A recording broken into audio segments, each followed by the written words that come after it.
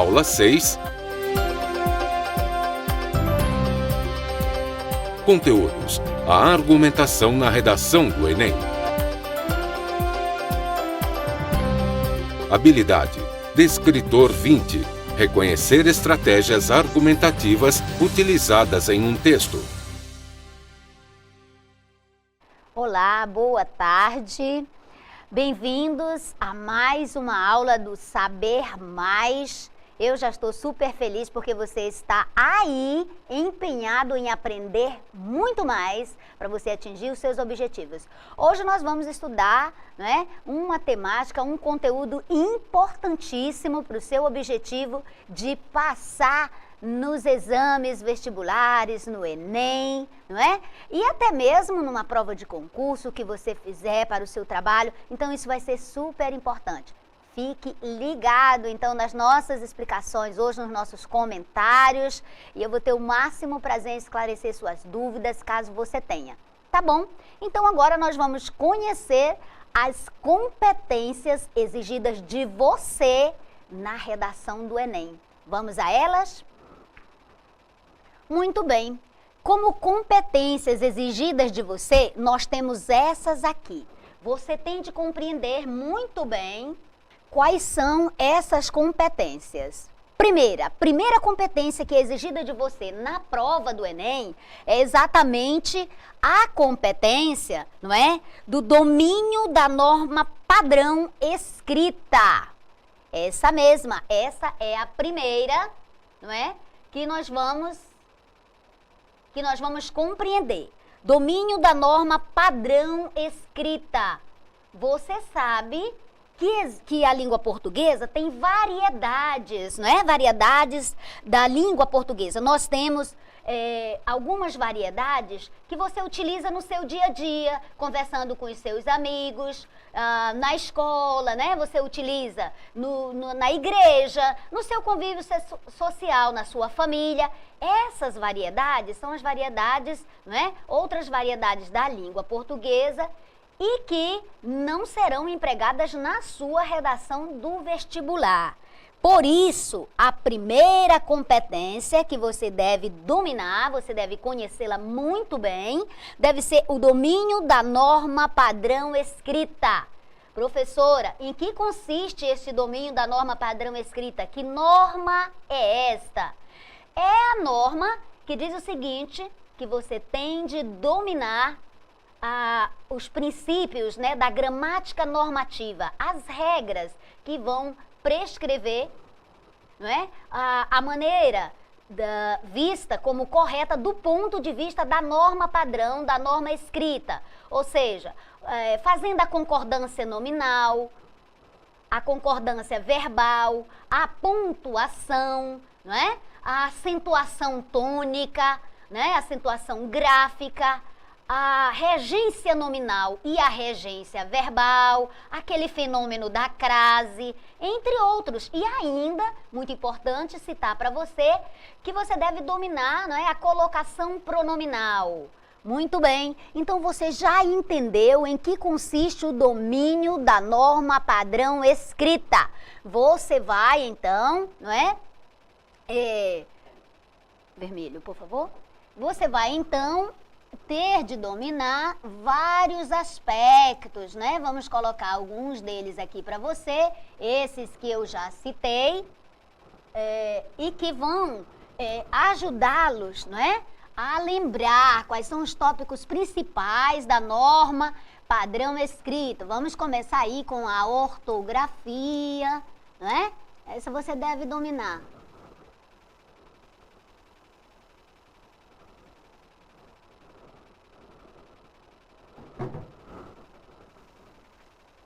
A ortografia. Um momento.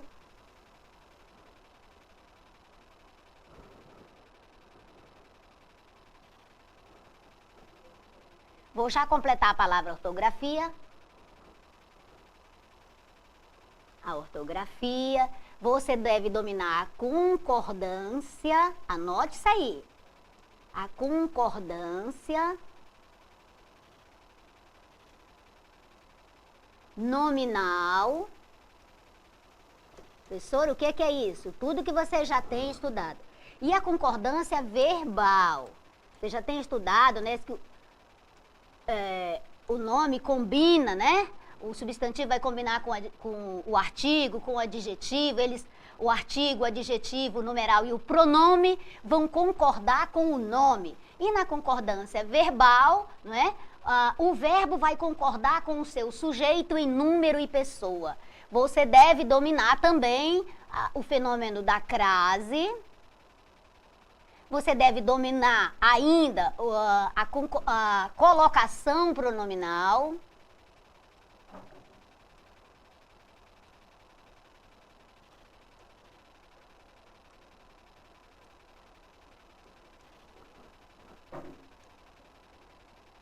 E você deve dominar a regência.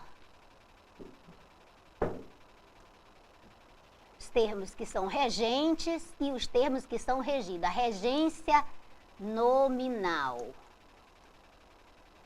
e a regência verbal.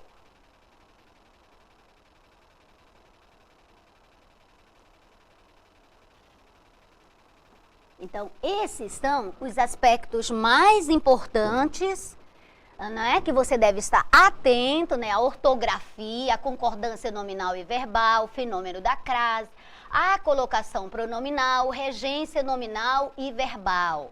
Não é? Esses são aspectos importantíssimos que você deve dominar, não é? Da norma padrão escrita. Não é? Então, de acordo com as regras da gramática normativa, esses pontos são os principais. Existem outros? Existem, mas esses são os principais. Porque quando você estiver expondo as suas ideias, não é? Elas devem estar corretamente escritas do ponto de vista da língua culta.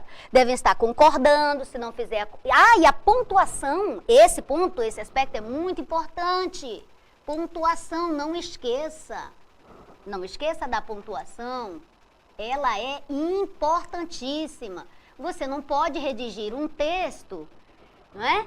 Você não pode redigir um texto sem pontuá-lo corretamente, utilizando a vírgula, utilizando o ponto final, ponto parágrafo, os pontos de exclamação, de interrogação, as reticências, porque estes sinais vão ajudar a traduzir as suas ideias, né? As suas opiniões na redação. Esses são importantíssimos. A pontuação, ela é uma ferramenta importante, até de coesão e coerência, como nós vimos, certo?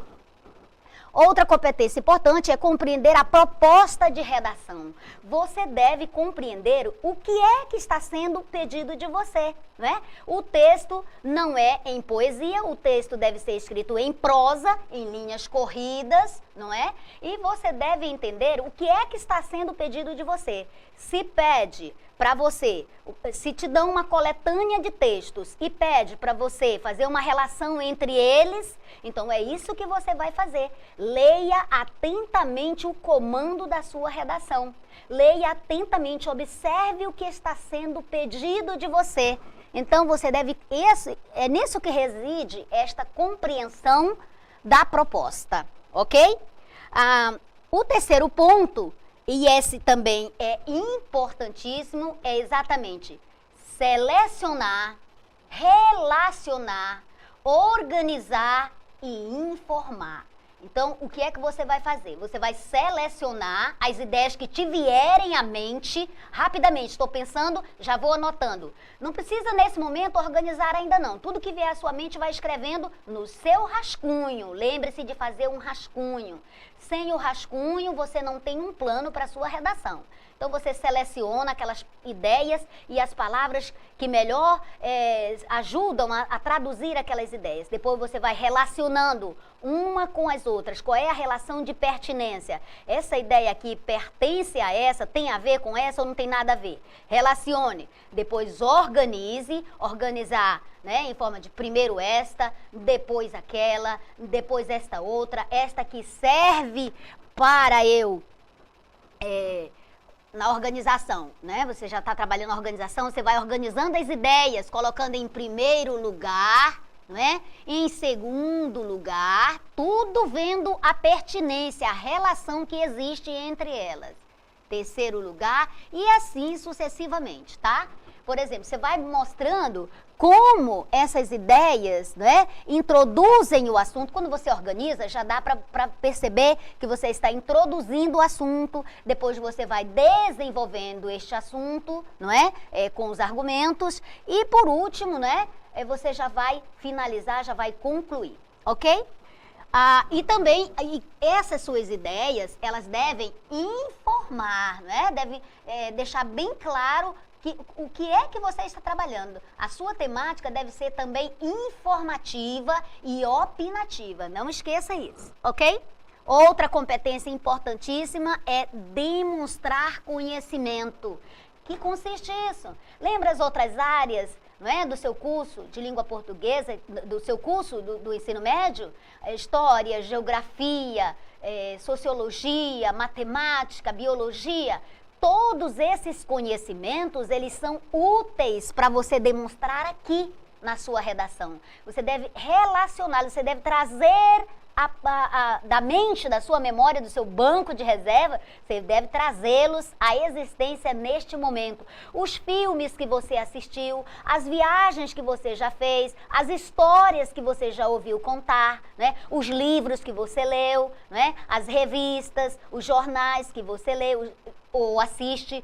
Todos esses conhecimentos, eles são importantes, são significativos para você trazê-los nessa hora. São eles que vão fazer o teu referencial teórico, o teu banco, né, de referência, de conhecimento, para você poder explicitar, para você poder explicar na sua redação.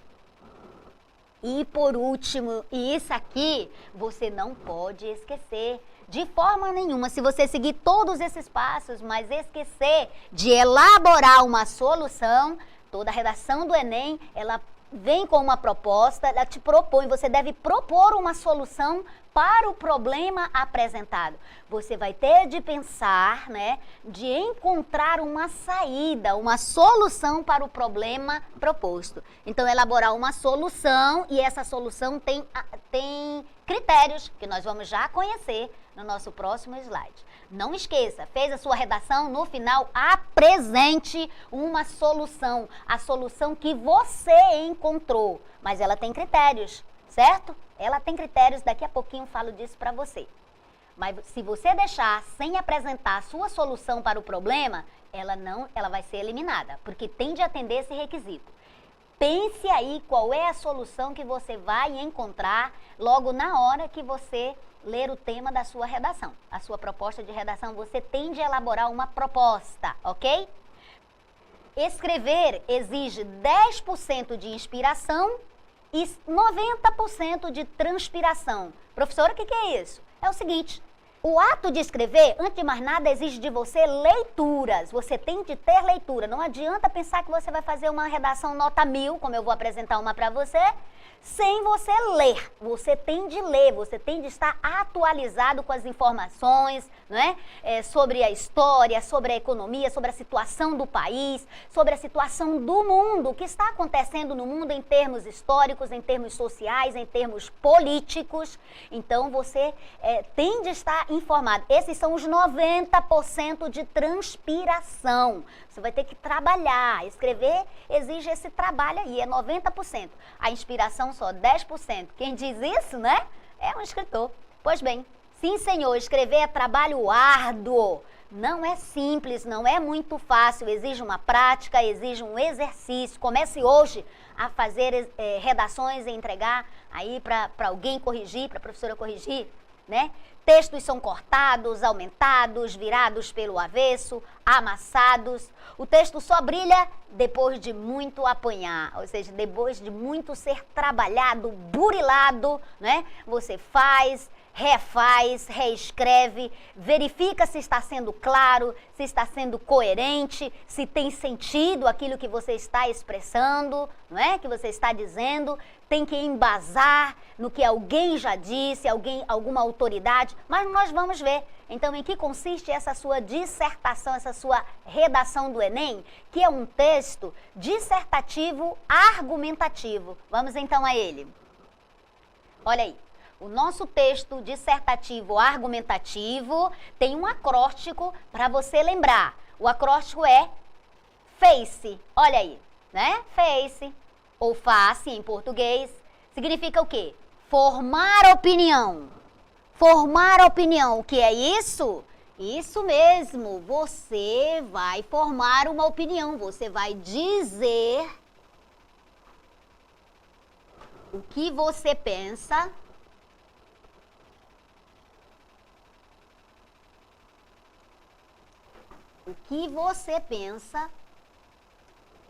sobre o assunto, sobre o tema.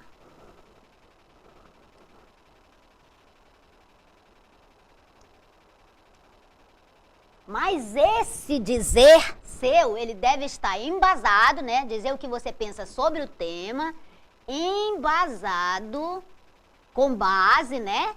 Embasado em evidências.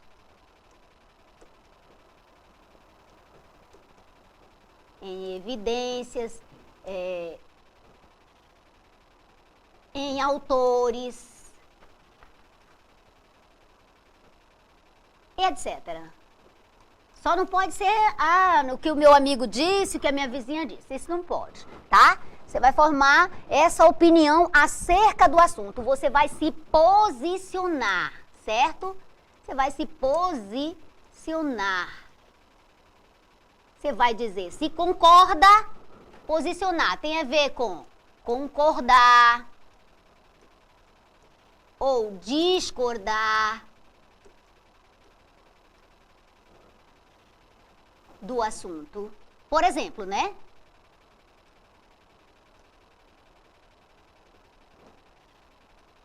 E tudo isso vai exigir de você muita leitura. Então você vai se posicionar. Significa que você ou concorda ou discorda, discorda em parte, concorda em parte, e você vai explicitando isso. Você vai se posicionar, você vai tomar uma posição. Você não pode ficar em cima do muro. Ou você concorda ou você discorda, e se você concorda, por que é que você concorda? Tem que dizer por isso, por aquilo e por aquilo outro, de acordo com o fulano de tal dos anzóis, o autor tal, né? Tem que ser uma autoridade. Um livro, uma revista, um autor de renome para você embasar a sua posição, certo?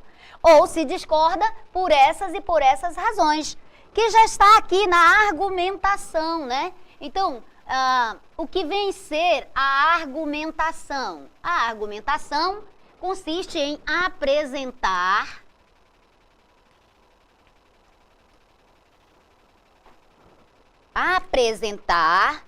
fatos, né? Você vai apresentar fatos, você vai apresentar ideias,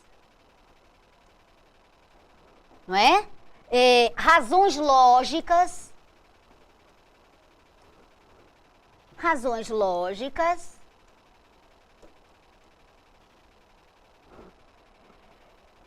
que comprovem, né? Para comprovar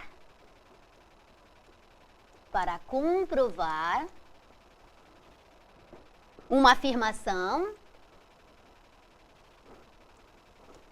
que você já fez, né? Uma afirmação, uma tese. Aquilo que você afirmou, você vai ter de apresentar fatos para isso, ideias para comprovar. Então, esse é o argumentar. Com esses argumentos, você vai convencer, certo? Você vai convencer. Mas esse convencimento, ele tem que apresentar as evidências, né? Os exemplos, os dados. As evidências, os dados, né? Exemplos comprovados, dados artísticos, né? Estatísticos. Ok. Diretor, pode limpar agora um pouquinho isso? Então, e por último, encontrar a solução que eu falei para você, né? Na sua proposta de redação, você vai ter que elaborar uma solução, né? Você vai fazer uma proposta de solução. Então, você vai se propõe a apresentar, né?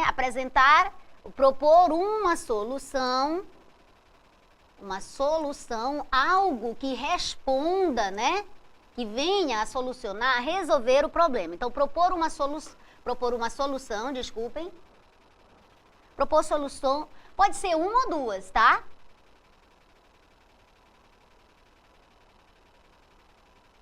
Para o problema, tá bom? Propor solução para o problema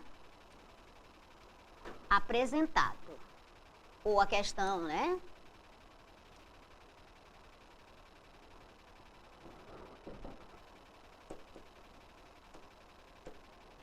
É isso. Encontrar a solução é uma forma, uma maneira que você tem, né, de apresentar, de dizer como aquele problema vai ser resolvido, a solução que você encontrou. Você vai propor o quê? Eu proponho que este problema seja resolvido desta e daquela forma. Vou apresentar uma redação para você, onde o autor apresenta uma solução para o problema proposto, como exemplo das ideias que você viu aqui, né? Formar opinião, argumentar, convencer e apresentar a solução. Vamos adiante, então.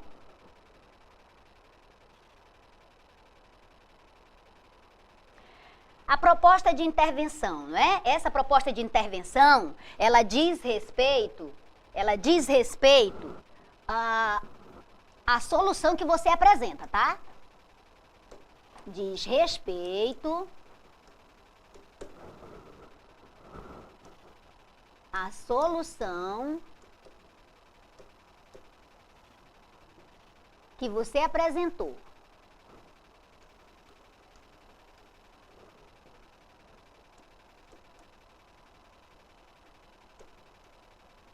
Que você apresenta, ok? Essas são as condições. Essa proposta que você vai apresentar, ela não pode, de forma nenhuma, não pode ferir os direitos humanos. Não pode, o que significa isso? Não pode degradar o ser humano, não pode, por exemplo, pedir a pena de morte, não é? Que no Brasil é proibido, um exemplo, para combater o crime. Como combater a violência? Eu proponho que matem todos os bandidos. Isso não pode. Não pode ferir os direitos humanos. Por quê? O direito à vida é um direito do ser humano, certo? Então não pode apresentar uma proposta desse tipo. Eu acho que só dando prisão perpétua. Também não. Ok? Essa proposta de intervenção precisa ser detalhada, inovadora e viável, execuível, né? A proposta precisa ser inédita, ela precisa ser inovadora, precisa apresentar mesmo uma solução e tem que ser viável, ou seja, é possível de ser executada. O que fazer, como fazer, com que recursos, deve ser a pergunta que você deve estar, na hora da sua redação, se propondo, não é? Como é que eu vou resolver esta questão? Como fazer isto? Com que recursos? Na hora de apresentar a sua proposta, pense nessas três questões. O que fazer? Como fazer isto que eu vou apresentar? Com que recursos esta situação deve ser resolvida? Quais são os recursos que vão entrar para poder resolver? E, por último, né, quantidade, ou seja, escrever muito, muito, não significa qualidade, não significa, ou seja, você deve ser conciso. Muito bem, vamos adiante. Você vai ler, então, dois textos. O texto 1, que é o fragmento de uma carta, e o texto 2, também, logo depois a gente vai ler. Vamos lá. A terra não pertence ao homem. É o homem que pertence à terra. Disso temos certeza. Todas as coisas estão interligadas, como o sangue que une uma família. Tudo está relacionado entre si. O que fere a terra, fere também os filhos da terra. Não foi o homem que teceu a trama da vida. Ele é meramente um fio da mesma. Tudo o que ele fizer a trama, a si próprio fará.